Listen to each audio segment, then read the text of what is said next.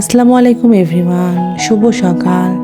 আজকে সকালকার নাস্তাটা খুব সিম্পল ছিল, কিন্তু এই নাস্তাটা আমার কাছে অনেক টেস্টি লাগে। ভুনা খিচুড়ি, ডিম ভাজি, আলু ভর্তা এবং ঘি। ঘি ছাড়া আমি খিচুড়ি খেতে পারি না।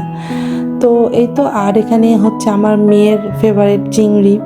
ও চিংড়ি মাছ খুব বেশি পছন্দ করে, তো চিংড়ি মাছগুলো সব এখন রেখে দেবো ফ্রিজে, এগুলো রান্না হবে না।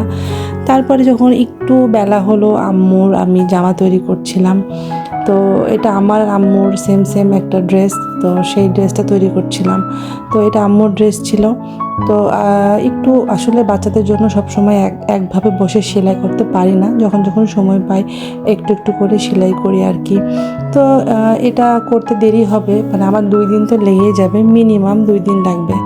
তো এদিকে সেলাইয়ের কাজ শেষ করে আর কিছু ভালো লাগছিল না, আমি রেস্ট নিচ্ছিলাম। তো এটা হচ্ছে আমাদের রাতের খাবার। আসলে দুপুরের ভিডিওটা করিনি, দুপুরে আমাদের সেভাবে আজকে খাওয়া দাওয়াও করিনি।